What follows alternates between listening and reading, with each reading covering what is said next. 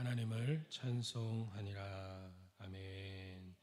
예수님의 사랑 시리즈 오늘은 5번째 시간입니다. 모든 의심이 예수님의 사랑으로 큰 기쁨이 되다. 모든 의심이 예수님의 사랑으로 큰 기쁨이 되다라는 제목으로 말씀 보겠습니다.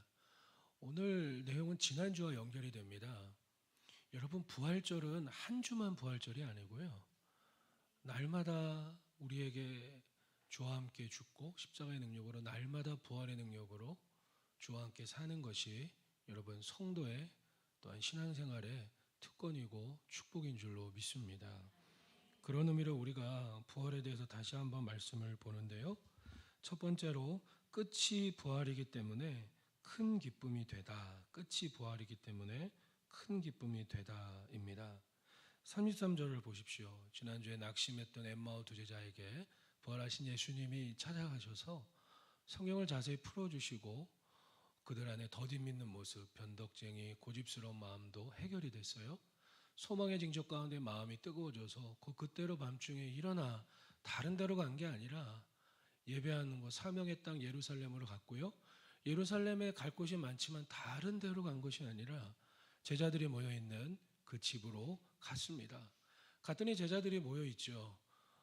아니 글쎄, 부활하신 예수님이 시몬 베드로에게 나타났대. 엠마오 두 제자도 들어가서 그 부활하신 예수님이 우리에게 떡을 떼서 오병의 기적처럼 주셨어 라고 다들 놀라서 어쩔 줄 모르고 이야기를 하고 있어요.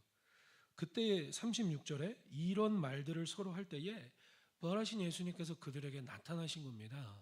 그래서 뭐라고 말씀을 하셨느냐? 너희에게 평강이 있을지어다 라고 말씀하셨어요. 이 평강이 있을지어다라는 건 당시에 전 세계를 제패했던 로마의 황제들이 자신의 나라가 그 통치가 영원하고 그로 인한 결과로 얻어지는 평강, 이것을 이제 역사에서는 팍스 로마나라고 하죠. 영원한 로마의 통치는 영원하고 그 나라는 영원하고 그 평강은 영원하다라는 거예요. 예수님께서 이거를 사용하셨어요. 뭐냐? 승리를 선언하신 겁니다. 예수 그리스도께서 십자가에 죽으실 뿐만 아니라 우리의 죄 허물을 위해 부활하셔서 모든 사단과 죽음의 권세를 이기시고 온 만물의 승리의 왕으로서 승리를 선포하신 것이 뭐냐? 평강이 있을지어다. 그래서 이제 하나님 나라는 영원한 하나님 나라고요, 그 영원한 하나님 나라의 통치로 인하여 우리에게 주어지는 삶이 뭡니까? 진정한 평강의 삶이 시작이 된다. 그래서 평강이 있을지어다를 주님은 말씀하셨습니다. 퀴즈를 낼까요? 예수님 부활하신 다음에 제일 먼저 하신 말씀이 뭐예요? 평강이 있을지어다. 이게 너무 중요해요. 여러분, 하나님 나라는 후퇴한 적이 없어요. 하나님 나라는 지금도 세상이 어지럽고 혼란스러워도 하나님 나라는 계속 번성하고 있고요. 그리고 교회는 문 닫는 교회도 있고 때로는 목회자도 연약하고 성도들도 연약하지만 부활한 주님의 이 승리의 선언, 그죠? 평강이 있을지어다라고 하는 이 승리의 선언으로 인하여서 이 땅의 교회는 영원하고요, 성도도 영원하고요, 하나님 나라는 지금도 계속해서 확장되고 번성하고 있습니다. 그럼 이렇게 예수님께서 말씀하시면 듣고 있는 제자들이 어떻게 해야 돼요? 아멘을 하든지 아니 두 손 들고 환영을 하든지 그래야 되는데, 분위기를 보니까 37절에 놀라고 무서워서 이긴가 민가 하고 두려워 떨고 있어요. 그랬더니 예수님께서 물어보십니다. 38절에 어찌하여 두려워하며 어찌하여 마음에 의심이 일어나느냐. 함께 고백합니다. 변시 고시 의시, 이게 3대 믿음을 방해하는 우리 안에는 연약한 모습이에요.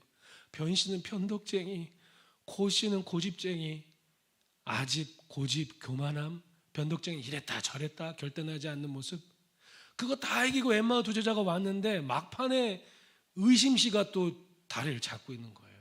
의심. 한 번 더 고백합시다. 의심씨. 우리 안에도 의심이 얼마나 많은지 몰라요. 의심이. 예수님 말씀하셨어요. 승리를 선언하셨는데 아멘을 하든지 환영을 해야 되는지 그러는데 의심하고 있는 거예요. 두려우면서. 예수님께서 왜 의심하느냐? 여러분, 의심이 뭐라고 생각하세요? 의심이 뭘까요? 100가지 중에 이해가 안 되는 마지막 한 가지, 그게 의심이에요. 이게 무슨 말이냐? 우리가 예수님을 믿고 신앙생활 한다고 할 때에 무조건 주님께서 엠마오 두 제자가 낙심하고 있으니까 가가지고 부활하신 예수님께서 무조건 믿어! 예수 천당! 불신 지옥! 그러셨습니까? 예수님께서? 안 그랬어요. 주님께서 사랑으로 얼마나 차근하게 설명을 해줬습니까? 엠마오 두 제자에게. 우리에게도 마찬가지. 우리 예수님 믿을 때 무턱대고 그냥 믿어! 그런 사람이 어디 있습니까? 없어요. 주님께서 우리가 믿어지도록 하나하나 설득시켜 주시고 이해시켜줘요. 믿고.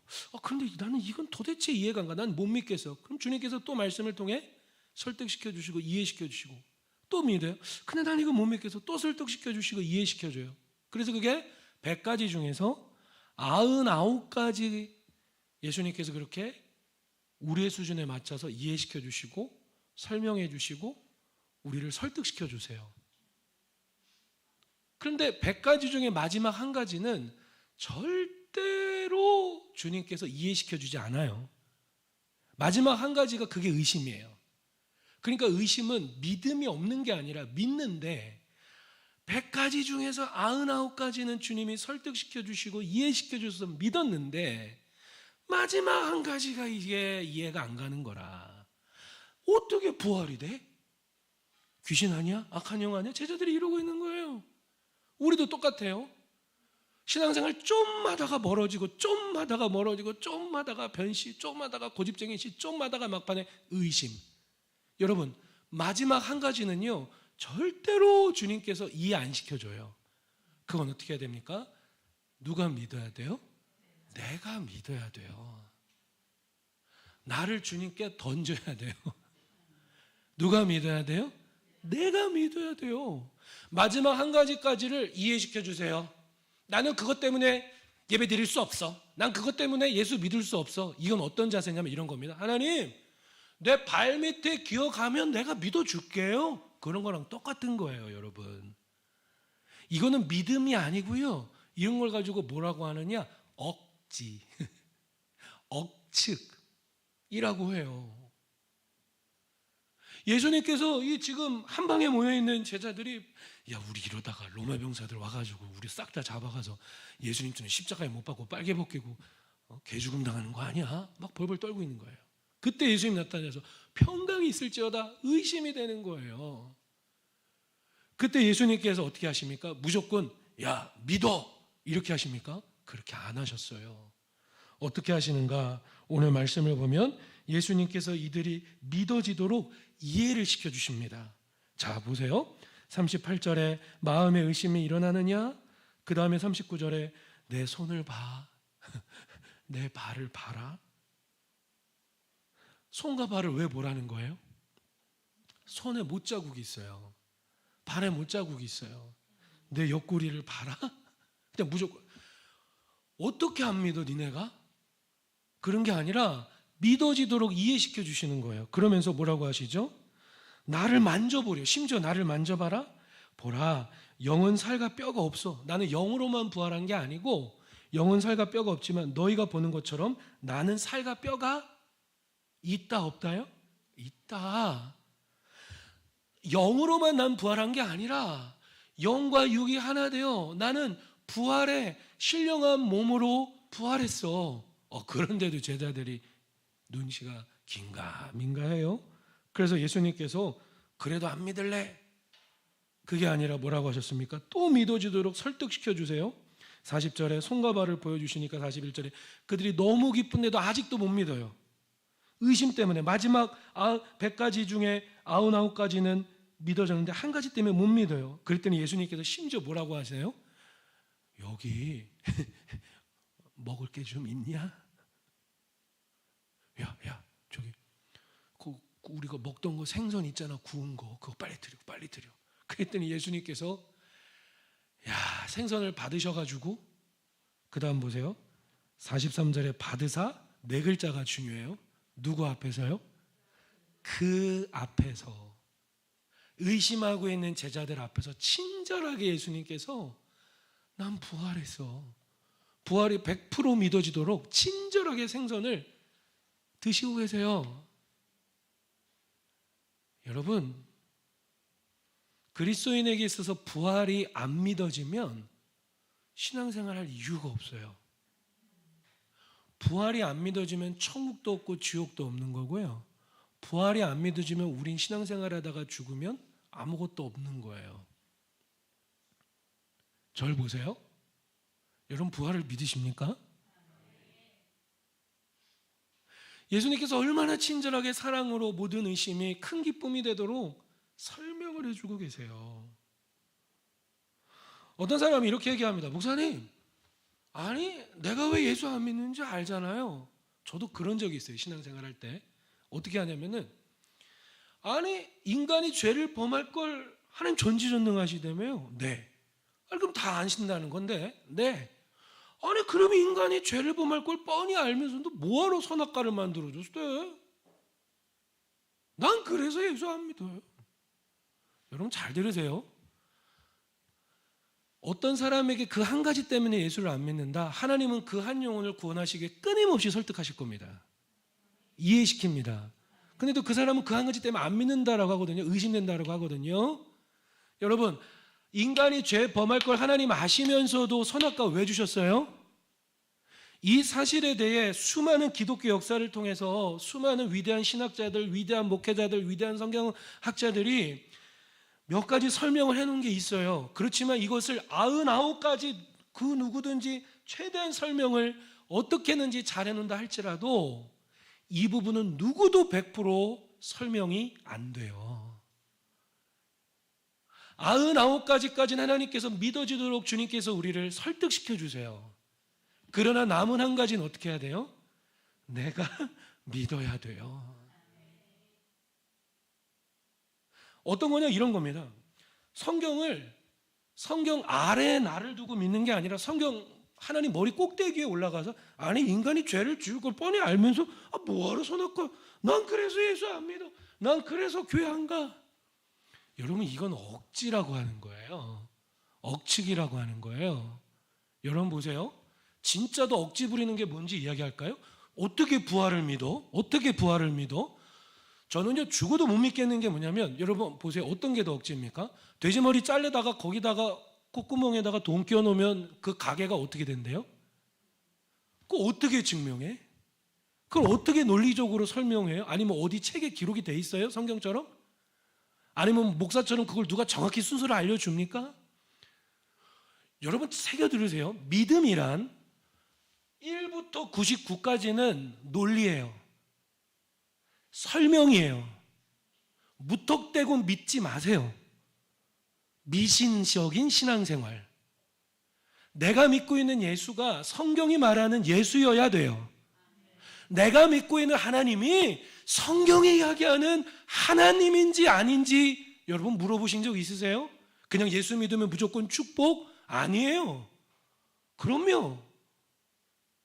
여러분 그래서 신앙생활은 믿음이란 1부터 99가지까지는 논리예요. 설명이에요. 이해가 돼야 되고요. 상식적이고요. 매우 납득이 돼요. 아멘? 고사 지내는 거랑 차원이 달라요. 무당 굿하는 거랑 차원이 달라요. 어떻게 그걸 믿죠? 전도하다 보면요, 나는 부활을 못 믿어서 못 믿겠어요. 그러면서 막 수천만 원짜리 구슬을 해요. 그럼 물어봐요. 그거 어디 책에 나와요? 그걸 어떻게 믿어요? 한마디면 끝나. 난 그걸 믿어. 이해되세요? 어떤 의미인지 지금? 보세요. 1부터 9까지는 논리고 설명이에요. 그러나 나머지 100가지 중에 한 가지는 뭐냐? 따라합시다. 이해 불가. 설명 불가. 목사님 부활의 증거 대주세요? 전 수없이 될 수 있어요. 그러나 당신이 믿지 않는다면 소용없어요. 항상 생각해 보세요. 부활보다 더 억지스러운 게 뭐냐? 고사 지내는 거예요. 부활보다 더 억지스러운 게 뭐냐? 굿하는 거예요. 우리가 하나님 앞에 감사헌금 드리고 헌금 드린다고요? 아시는 분들은 아시겠지만 정말 억지스러운 게 뭐냐면, 제대로 된 부적 하나 용한 거 받으면 기본이 몇백만 원이에요. 제대로 된 무슨 무당들 데려다가 뭐 한다고 뭐 타령하고 뭐 구판 벌이면 뭐 기본이 1,000,000원이에요. 그 억지스러운 걸 어떻게 믿어요? 그 논리적으로 설명이 됩니까? 주님께서 부활하신 주님께서 찾아오신 것처럼, 예? 돼지가 뭐 하긴 죽긴 죽어서 이렇게 목이 있으니까 그런데 뭐 돼지가 살아나서 뭐 이렇게 차분하게 나에게 콧구멍을 끼면 가게가 잘 될 거야 뭐 이렇게 뭐 설명을 해줍니까? 아니거든요. 질문합니다. 뭐 믿으실 거예요? 부활을 믿으실 거예요? 다른 걸 믿으실 거예요? 전 죽어도 부활 믿어요. 할렐루야. 할렐루야. 억지 부리지 맙시다. 억측 부리지 맙시다. 주님은 당신이 억지를 내려놓을 때까지 끊임없이 설득하실 거예요. 교회 가자. 예배 드리자. 순종하자. 사랑한다. 근데 마지막 한 가지. 그런데 그 주님 그거 한 가지는 이해가 안 가서 난 의심이 돼요. 그때 주님 말씀하십니다. 그때 주님 가만히 계십니다. 그건 너가 믿어야 돼 이제. 너가 마음을 열어야 돼. 그래서 제자들에게 생선까지 드셨어요. 혹시 그런 분 계세요? 목사님, 주님이 나에게도 나타나셔서 간고등어 드셔주시면 부활은 죽어도 믿겠습니다. 그럴 일은 없어요. 그냥 지금 믿으세요.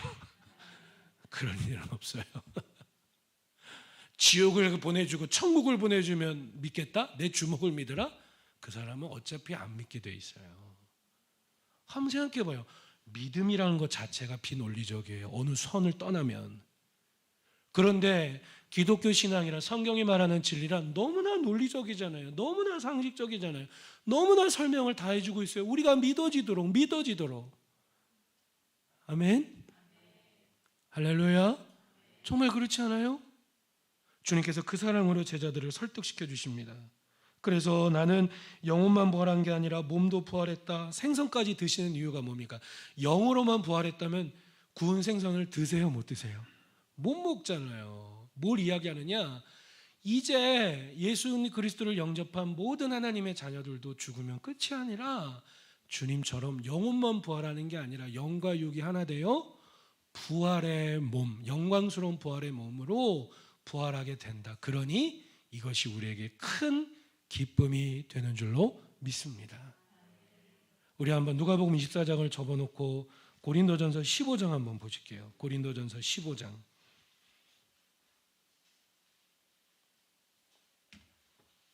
세상에 믿음 없이 사는 사람은 한 사람도 없습니다. 그 사람, 세상에 종교 없는 사람 한 사람도 없지요. 다 뭔가를 믿고 살아요. 그러니까 오늘 제대로 확실한 거를 믿기를 여러분 주님의 이름으로 축복합니다. 고린도전서 15장 전체를 부활장이라는 별명이 있어요. 시간이 되시면 고린도전서 15장을 자세히 읽어보시면 부활에 대한 말씀이 자세히 나옵니다. 그 중에서 고린도전서 15장 51절에서 53절까지 한번 읽어보겠습니다. 시작. 보라, 내가 너희에게 비밀을 말하노니 우리가 다 잠잘 것이 아니요 마지막 나팔의 순식간에 홀연히 다 변화되리니 나팔 소리가 나매 죽은 자들이 썩지 아니할 것으로 다시 살아나고 우리도 변화되리라. 이 썩을 것이 반드시 썩지 아니할 것을 입겠고 이 죽을 것이 죽지 아니함을 입으리로다. 아멘. 주님 재림하시는 다시 오시는 마지막 날에 찬송드린 것처럼 천사장의 나팔 소리가 나면 홀연히 두 사람이 밭에서 일하고 있다가 한 사람 이름 불러요. 그럼 공중으로 들림받아 휴거되어서 영광스러운 부활의 몸으로 변화돼요. 한 사람은 영원한 지옥에 버림받아요. 그 얘기를 하는 겁니다. 썩을 몸이 썩지 않을 몸으로 부활한다. 그래서 이 부활의 몸에 대해 그 웨인 그루뎀이라고 하는 학자가 조금 자세하게 설명한 게 있어요. 우리가 부활되는 그 부활의 몸은 어떤 몸인가? 썩지 않는 몸이다라는 거예요. 이 땅에서 우리 사람이 죽으면 썩잖아요. 아무리 잘해놔도 썩습니다. 근데 썩지 않는 몸, 영원히 영광스러운 몸이다. 이 땅에 우리의 몸은 죄악으로 인하여 오염되어서 때때로 보면은 하여튼 별별 모습이 다 있어요. 그런데 부활의 몸은 영광스러운 몸이다. 또한 강한 몸이다. 우리는 나이가 들에 따라 누구든지 어디가 아플 수도 있고 질병에 걸릴 수도 있어요. 그런데 부활의 몸은 강한 몸이다. 그리고 제일 중요한 게 우리가 부활하면 예수님이 된다라는 게 아니고요. 그건 이단이고요. 예수님 되는 게 아니라 예수님의 부활의 몸과 같은 이 땅에서 누릴 수 없는 신령한 몸으로 부활한다라는 겁니다. 이걸 총정리하면 창세기 1장, 2장, 3장을 읽어보시면 아시겠지만 아담과 하와가 선과 악을 알게 하는 나무의 열매를 먹기 전에 다 홀랑벗고 사는데도 수치심이 없이 하나님과 늘 동행하며 대화하며 살았던 그 몸, 바로 100% 온전하게 에덴 동산이 회복되는 그 부활의 몸으로 우리 또한 부활되기 때문에 오늘 모든 의심이 예수님의 사랑으로 큰 기쁨이 되는 줄로 믿습니다. 자, 누가복음 24장으로 다시 돌아가시면 그래서 예수님께서 이걸 믿어지도록 설득을 하시는 거예요. 생선을 드시고 막 예? 얼마나 주님 사랑의 주님이십니까? 오늘 우리에게도 끊임없이 녹화하실 거예요. 사랑하는 자녀야, 사랑하는 자녀야. 나만 부활한 게 아니라 내가 부활의 첫 열매가 되었기에 너도 부활을 하니 모든 의심이 사라지고 큰 기쁨이 우리에게 되는 줄로 믿습니다. 자, 절 보십시오. 아직도 99가지는 믿는데 한 가지가 의심이 되세요? 그 의심의 안개는 이제 내가 거두어내야 돼요. 예? 의심 안개는 누가 거두어내야 돼요? 내가 거두어내야 돼요. 의심의 안개 거치고 근심의 구름 없는 곳 거기만 참된 평화가 거기만 있사옵니다. 내 주여 내 발 붙드사 그곳에 있게 하소서. 그곳은 빛과 사랑이 언제나 넘치옵니다. 할렐루야. 오늘 우리에게 주님 승리를 선언하신 그 평강이 우리 모두에게 평강이 있기를 축복합니다. 두 번째로 모든 것이 이루어지기 때문에 큰 기쁨이 된다는 거예요. 모든 것이 이루어지기 때문에 큰 기쁨이 된다. 이제 예수님께서 생선까지 드시면서 보니까 분위기가 제자들이 이제 조금 이제 믿는 것 같아요. 그때 예수님께서 이제 말씀을 보면요, 44절에 이렇게 말씀하셨어요. 내가 너희와 함께 있을 때에 십자가를 지기 전에 3년 동안 동고동락할 때에 내가 이야기했던 구약에 기록된 모든 모세의 율법 선지자들의 글 시편, 즉 나 자신 예수 그리스도를 가리켜 기록된 모든 것이 어떻게 해요? 이루어져야 하리라 한 말이 이것이다. 자, 이 부분 잘 이해하셔야 돼요. 자, 보세요. 44절에 내가 너희와 3년 동안 동고동락할 때 너에게 전한 가르친 모든 성경 구약에 기록된 모세의 율법 선지자의 글 시편에 나를 가리켜 기록된 모든 것이 이루어져요, 안 이루어져요? 자, 다시요. 모든 것이 이루어져요, 안 이루어져요? 예, 모든 것이 이루어져야 하리라 한 말이 이거야, 이것이야. 이게 뭐예요, 지금? 이게 뭐예요? 부활이에요. 무슨 말이냐?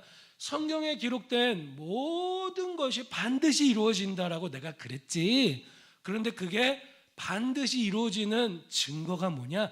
이거야. 바로 부활이야 라고 주님께서 말씀하시는 거예요.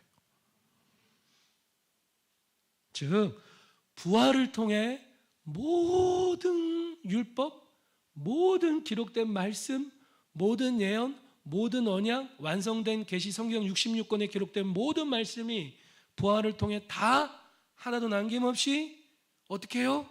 이루어진다라는 거예요. 여러분, 그래서 부활은 너무너무 중요한 거예요. 부활을 믿는 이 부활신앙은 너무너무 중요한 거예요. 그래서 예수님께서 어떻게 하십니까?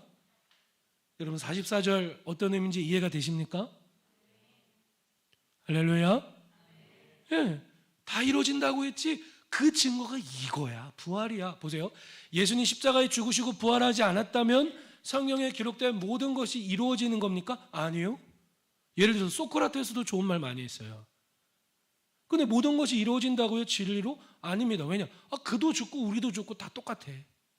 공자 맹자 좋은 말 하는 사람들 많습니다. 좋은 글 써서 많은 사람들의 마음에 공감을 주고 힐링을 주고 울림을 주는 사람들 많습니다. 그러나 그 모든 것들이 진리로 이루어진다고요? 아니요. 왜냐?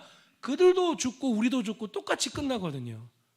그러나 성경은 영원한 베스트셀러고 하나님 말씀이고 최고의 권위고 진리가 있는 이유가 뭐냐? 말씀 그대로 구약 우리를 구원하기 위해 오실 예수 그리스도. 아멘. 그게 구약 핵심이에요. 신약 우리를 구원하기 위해 오신 예수 그리스도.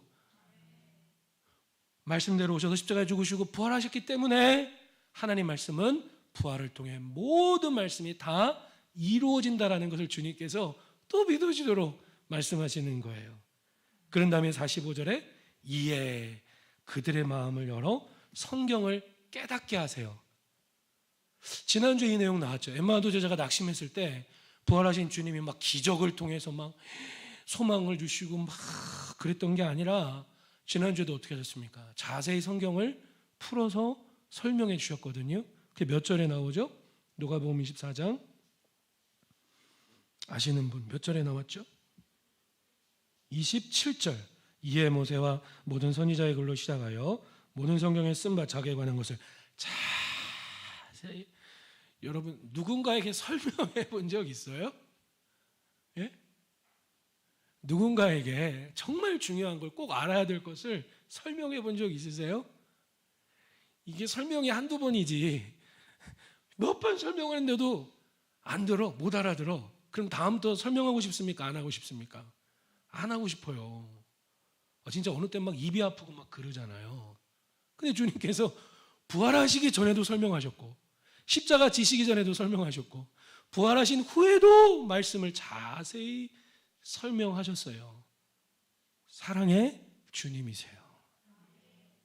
이 제자들 모여있는 곳에도 45절에 다시 한번 그들의 마음을 열어서 보세요. 주님께서 오늘 내 마음을 만져주시네, 내 마음을 열어주시네. 그럼요, 우리의 마음을 열어주실 때가 있어요. 그때에 어떻게 해요? 마지막 남은 99가지 말고 마지막 남은 한 가지 의심까지 주님께서 걷어내시려고 우리의 마음을 만져주시고 은혜 주실 때가 있어요. 여러분 이때에 어떻게 해야 돼요? 이제는 의심의 한계를 거치고 꽉 막혔던 나의 마음의 문을 내가 활짝 열고 주님 말씀해 주세요. 주님 나에게 오세요. 네? 마음을 열어주셨어요. 성경을 깨닫게 하십니다. 46절에 이같이 그리스도가 고난을 받고 제3일에 죽은 자 가운데서 살아날 것과 그 이름으로 죄사함을 받게 하는 회개가 예루살렘에서 시작하여 모든 족속에게 전파될 것이 기록되었다. 이걸 정리하면 이거죠. 마음을 열어 성경을 깨닫게 하시는데 뭘 이야기하시는 겁니까? 예수 그리스도의 성육신과 죽음, 그리고 부활, 그리고 40일 동안 지내시다가 승천, 그리고 아버지만 아시는 아무도 그 시와 때를 모르는 만왕의 왕 최후에 오시는 재림, 성육신 죽음 이전에 모세의 율법과 기록된 구약의 모든 내용들, 이게 지금 다 뭐예요? 무엇을 통해 반드시 다 이루어졌다라는 거예요? 부활을 통해 이루어졌고 아직 안 이루어진 것은 재림의 때까지 반드시 다 이루어진다 안 이루어진다요? 이루어진다라는 거예요.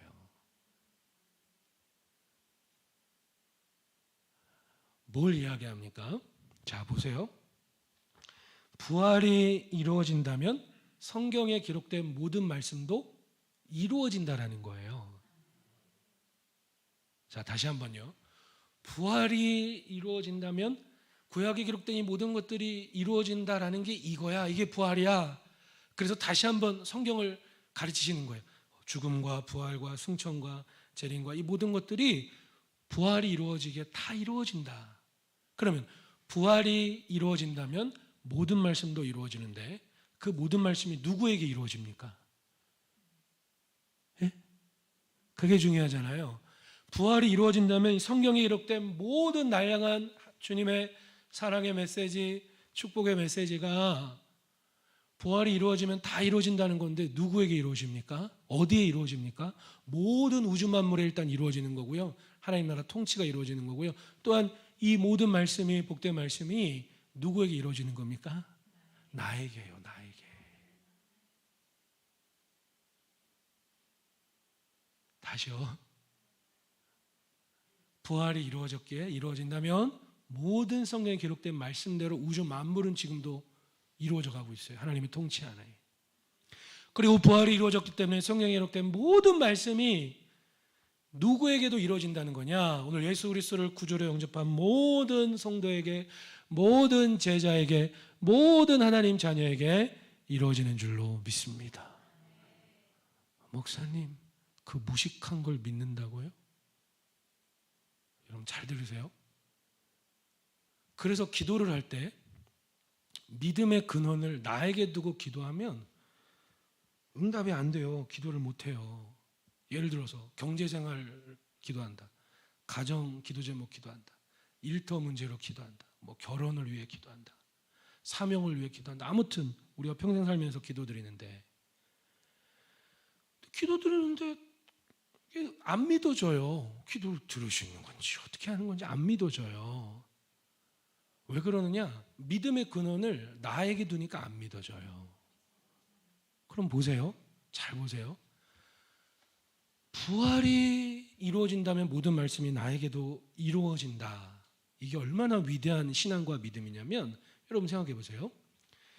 인간의 그 어떤 과학으로, 인간의 그 어떤 똑똑한 논리로, 인간의 그 어떤 가설과 증명으로 어떤 철학자든지 어떤 교육 전문가든지 박사학위를 뭐 수백 개를 갖고 있는 뛰어난 천재일지라도 인간의 그 어떤 것으로 설명 불가한 게 뭐냐면 부활이에요.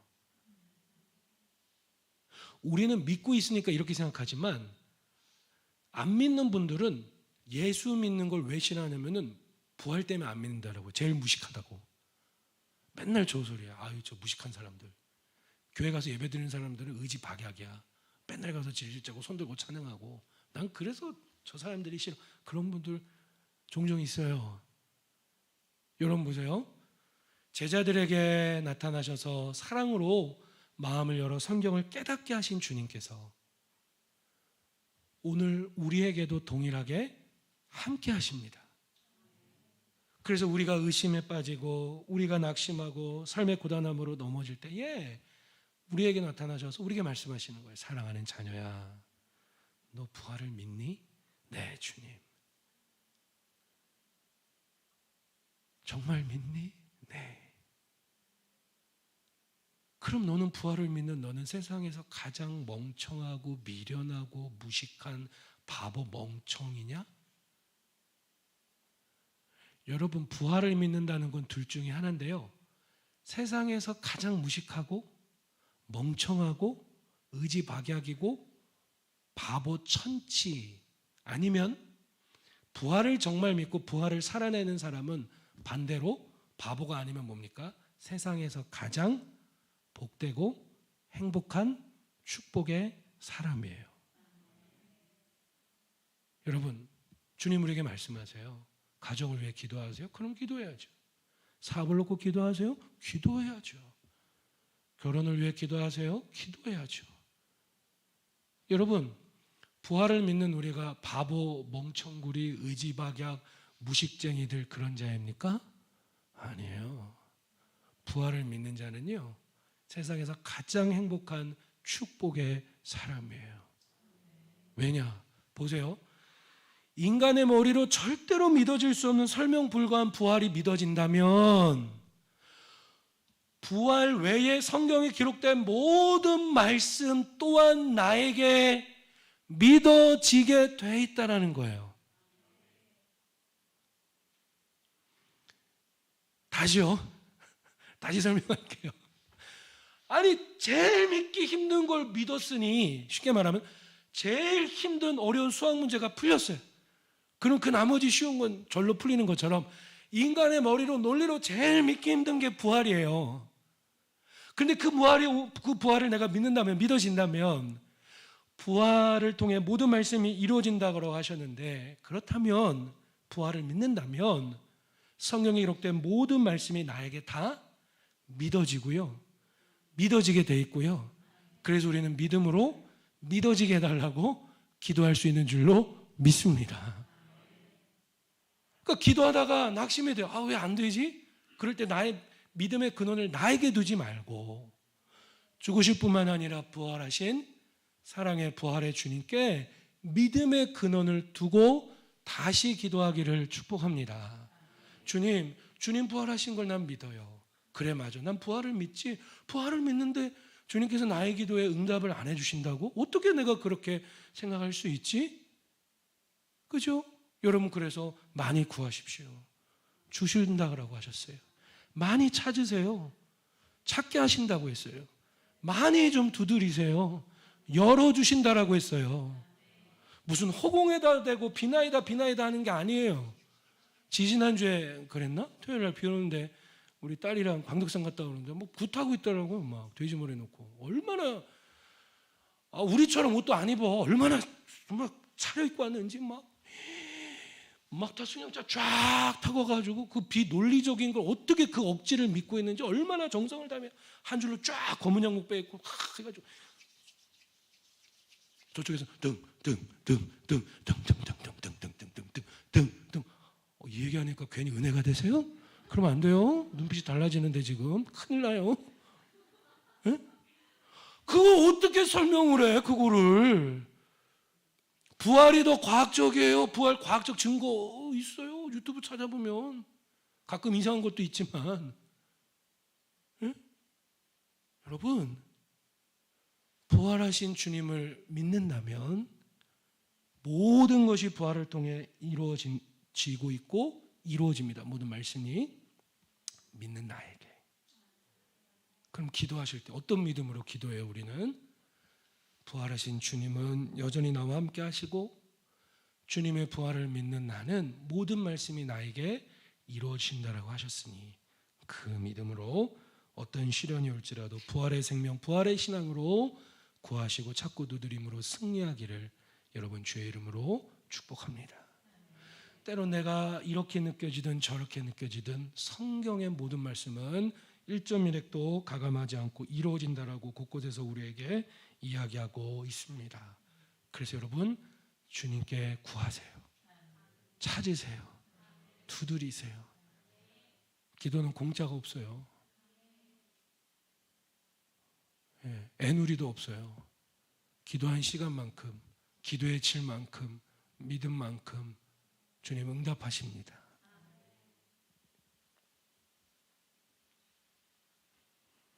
마지막 세 번째는 부활의 증인을 축복하시는 예수님 때문에 큰 기쁨이 돼요. 부활의 증인을 주님은 축복하세요. 그래서 큰 기쁨이 됩니다. 오늘 우리에게. 성경을 다시 보시면 46절 47절에 그리스도의 죽음과 부활을 말씀하시면서 47절에 또 그 이름으로 죄사함을 받게 하는 회개가 예루살렘에서 시작하여 모든 족속에게 전파될 것이 기록되었으니 너희는 이 모든 일의 증인이다 라고 했어요. 아까 45절에 그들의 마음을 열어 성경을 깨닫게 하시고, 여러분 깨닫는다라는 것이 언더스탠드인데 무엇 아래 서다. 여러분 무엇인가를 깨닫게 되면 다른 사람에게 전할 수 있습니까? 못 전합니까? 전할 수 있는 게 깨달은 거예요. 진짜 깨달은 거예요. 우리도 말씀 듣고 깨달은 내용을 함께 나누잖아요. 기본적으로 성도들과 밖에 가서 전할 수 있는 거죠. 그래서 이제 제자들이 부활의 증인이 되어지는 겁니다. 그리고 오늘 우리가 부활의 증인이 됩니다. 49절에 볼지어다 내가 내 아버지께서 약속하신 것을 너희에게 보내리니 너희는 위로부터 능력으로 입혀질 때까지 이 성 예루살렘에 머물러 기도하라라는 겁니다. 그냥 우리가 깨달은 것만 전해도 참 부활의 증인인데, 근데 이것만이 아니라 약속하신 성령 하나님을 보내주셔서 이제 누가를 기록한 누가복음은 이걸로 끝나지 않고 사도행전을 기록하죠. 그래서 사도행전 1장, 2장, 3장을 읽어보면 이들이 예루살렘에 모여 기도할 때에 약속하신 성령 충만 강림 사건을 경험하면서 듣고 깨달은 것만 전하는 것이 아니라 이제 전할 때에 성령의 능력이 함께 하셔서 정말 부활의 증인으로 온 세계 열방의 복음이 전해지게 되는 것입니다. 이제 우리가 부활의 증인이죠. 성도의 모임 교회 공동체가 부활의 증인이요, 또 이 땅에 있는 모든 교회가 부활의 증인인 줄로 믿습니다. 그래서 예수님께서 이제 50절에 그들 데리고 베다니아까지 나가서 그들을 축복하세요. 축복하실 때에 하늘로 승천하십니다. 그들을 경배하며 52절에 큰 기쁨으로 예루살렘에 돌아가 53절 늘 성전에서 하나님을 찬송하면서 죽는 그날까지 이 부활을, 이 복음을, 죽으시고 부활하심으로 주님 이루신 이 하나님 나라를 증거하는 삶을 살았죠. 교회란 그겁니다. 성도란 그겁니다. 우리가 사는 날 동안 이제 이 부활 신앙, 부활의 믿음으로 우리 또한 부활의 증인으로 주의 복음을 위해 살아갈 수 있기를 여러분 주님의 이름으로 축복합니다. 주님은 축복하세요. 부활의 증인으로 살아가는 성도의 삶을 주님은 축복하세요. 늘 우리와 동행하시지만 특별히 복음을 위해 전하는 자들과 주님은 동행하신다고 약속해 주셨죠. 마태복음에도 보면 비슷한 내용인데 좀 다르게 나옵니다. 자, 마태복음 제일 마지막 장 28장을 한번 보겠습니다. 마태복음 28장.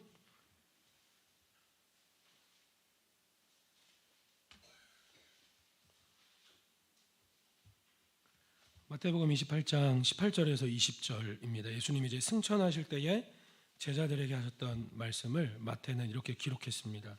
마태복음 28장 18절에서 20절 우리 마지막으로 다 함께 읽겠습니다. 예수께서 나와 말씀하여 이르시되 하늘과 땅의 모든 권세를 내게 주셨으니 그러므로 너희는 가서 모든 민족을 제자로 삼아 아버지와 아들과 성령의 이름으로 세례를 베풀고 내가 너희에게 분부한 모든 것을 가르쳐 지키게 하라. 볼지어다 내가 세상 끝날까지 너희와 항상 함께 있으리라 하시니라. 아멘. 내가 세상 끝날까지 부활의 증인으로 살아가는 너희와 항상 어떻게 있죠? 함께 있으리라. 성령 하나님의 사역을 통해서 여전히 동행하시겠다라고 주님은 부활의 증인들을 축복하시기 때문에 오늘 우리 안에 큰 기쁨이 있는 줄로 믿습니다. 우리 주어진 말씀 함께 마음에 새기시면서 그 믿음을 구하시고 그 부활 신앙으로 날마다 일어나는 우리의 삶이 되게 하옵소서. 마지막 그 한 가지는 내가 믿어야 된다고 했는데 주저하는 발걸음이 있다면 주님께 은혜를 구하시면서 우리 각자 기도합시다. 주의 이름 3번 부르고 각자 기도하겠습니다.